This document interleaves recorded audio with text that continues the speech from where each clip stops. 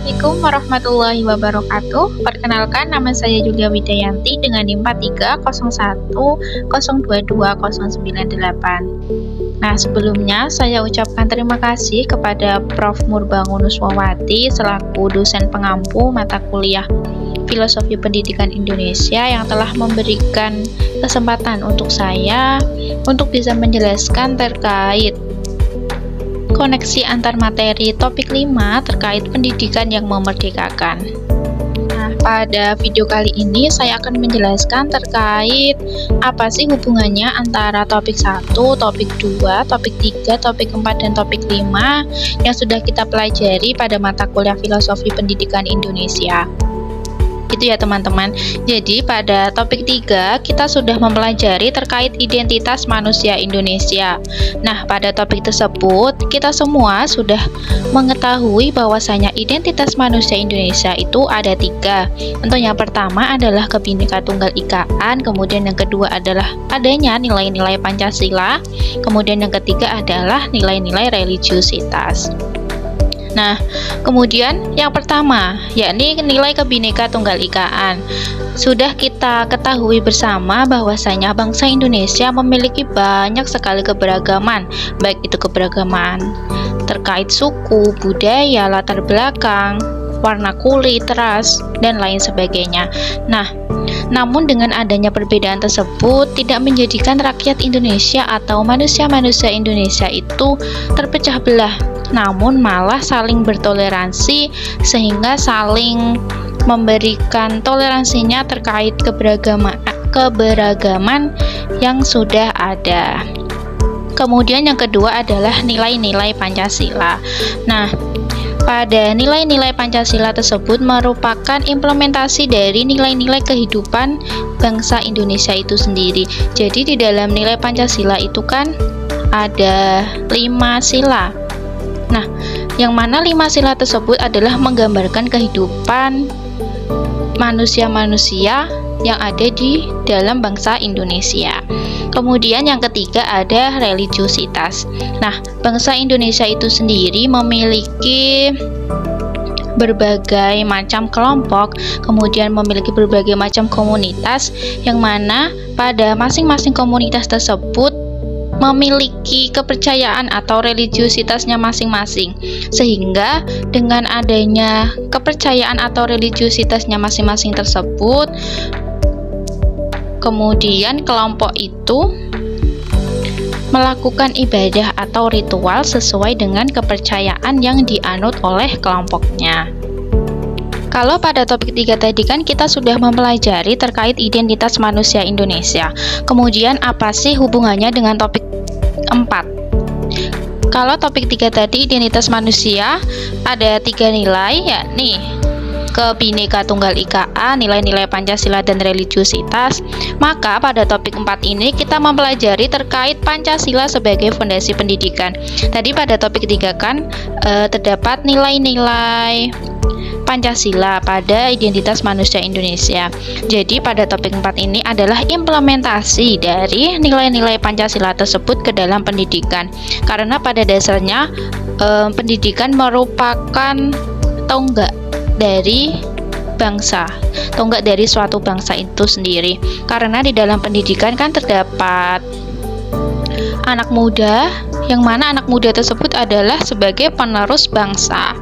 Nah, implementasi Pancasila sebagai fondasi pendidikan dapat diimplementasikan pada profil pelajar Pancasila atau yang kita kenal sekarang adalah kurikulum merdeka.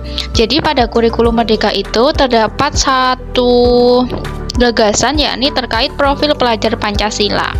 Profil pelajar Pancasila itu sendiri dapat diimplementasikan melalui 5 hal. Untuk yang pertama, budaya sekolah. Jadi sekolah memiliki peran yang penting untuk membantu peserta didik dalam mencapai nilai-nilai Pancasila, karena sekolah merupakan salah satu wadah atau salah satu yang mewadahi peserta didik untuk mengekspresikan hal-halnya, yang mana hal-hal tersebut haruslah sesuai dengan nilai-nilai Pancasila. Sebagai contohnya, misalnya sekolah menuntun peserta didik untuk 5S atau salam, senyum, sapa, santun gitu ya. Jadi dengan adanya hal tersebut, tentunya sekolah sudah memiliki peran penting untuk membantu peserta didik dalam mewujudkan nilai-nilai Pancasila dalam kehidupannya. Kemudian yang kedua adalah P5, yakni proyek penguatan profil pelajar Pancasila. Jadi di dalam kurikulum Merdeka itu terdapat aktivitas yang dinamakan proyek penguatan Pancasila. Nah, proyek penguatan Pancasila itu sudah ditentukan oleh kementerian, sehingga nanti sekolah tinggal mengimplementasikan dari P5 yang sudah dirancang. Kemudian ada kegiatan ekstrakurikuler. Nah, dalam kegiatan ekstrakurikuler tersebut merupakan suatu wadah, yang mana wadah tersebut mewadahi peserta didik untuk mewujudkan bakat dan minat yang dimiliki oleh peserta didik. Jadi di dalam kegiatan ekstrakurikuler tersebut nantinya peserta didik akan mampu untuk mengekspresikan dirinya.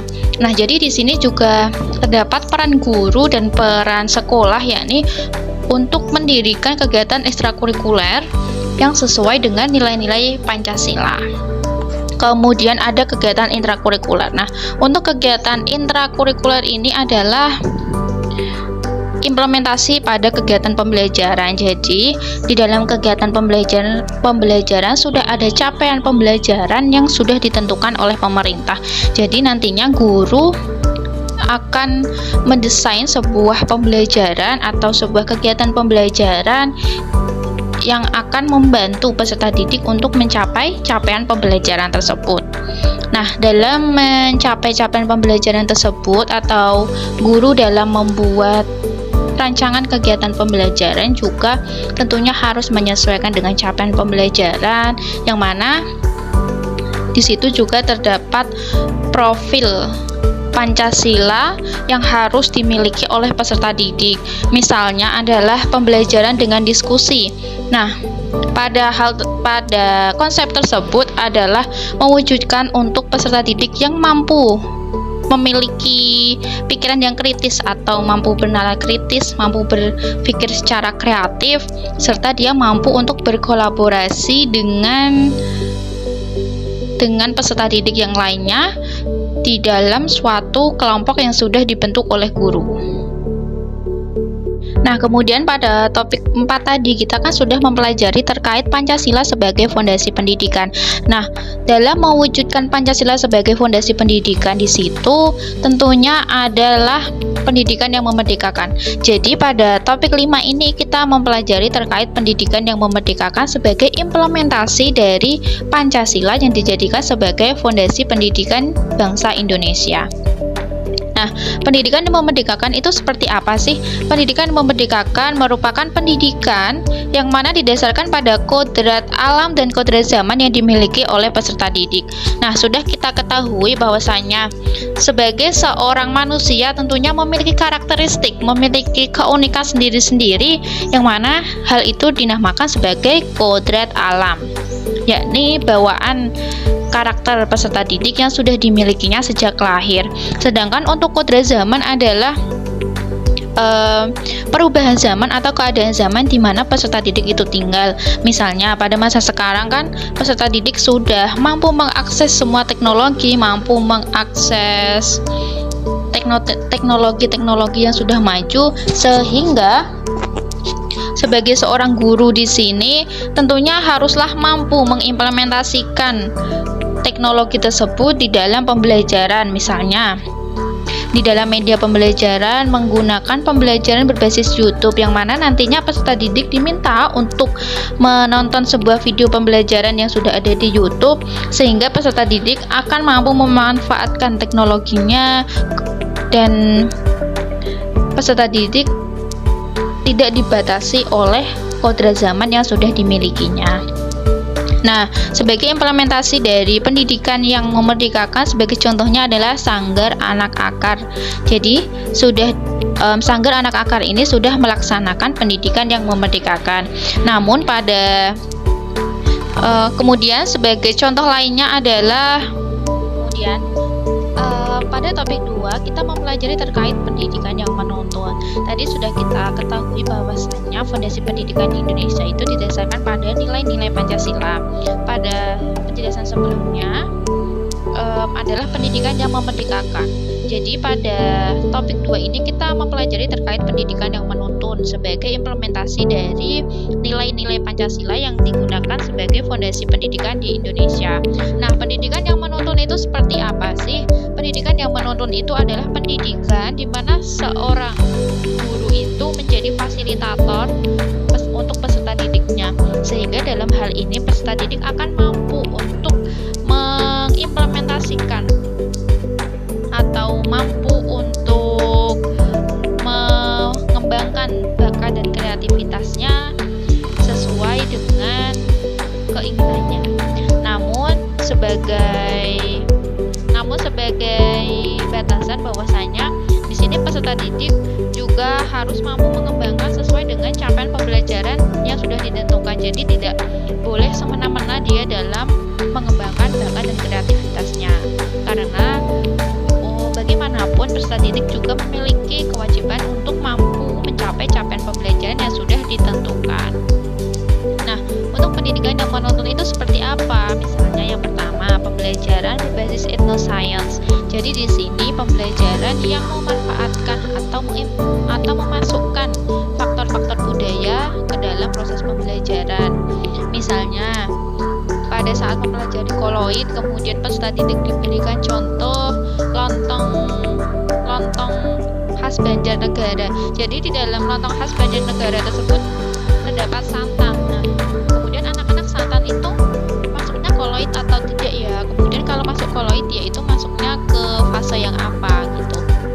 Kemudian ada peraturan dibuat sesuai dengan norma di Indonesia. Jadi pendidikan yang menuntun tersebut juga tentunya harus terdapat peraturan-peraturan yang disesuaikan dengan norma-norma yang ada di Indonesia.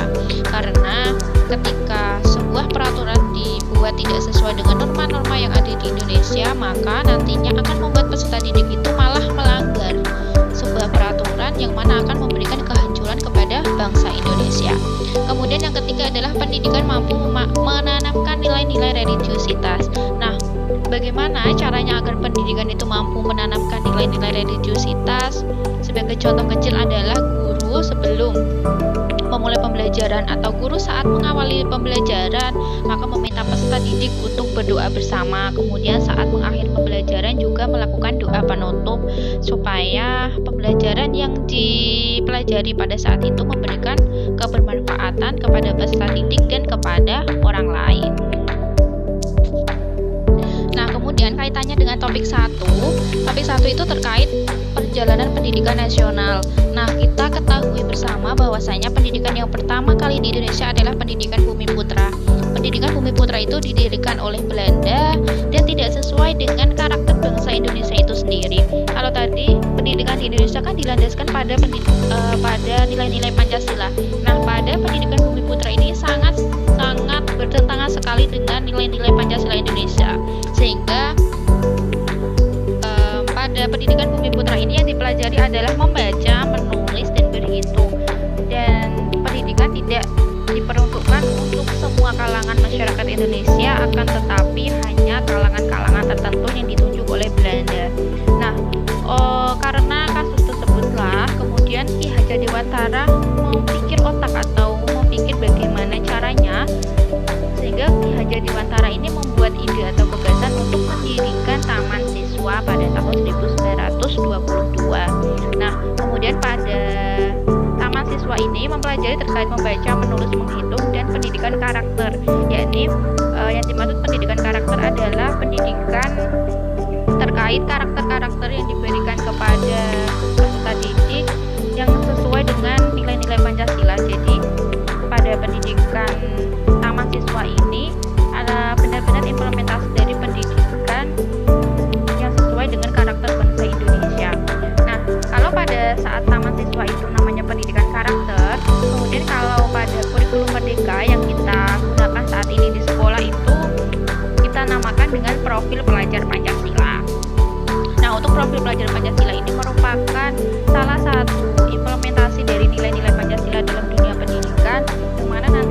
tenaga didik diharapkan akan memiliki jiwa-jiwa Pancasila dan jiwa-jiwa nasionalisme, sehingga dia akan memberikan kontribusi atau akan memiliki kegiatan yang sesuai dengan karakter bangsa Indonesia.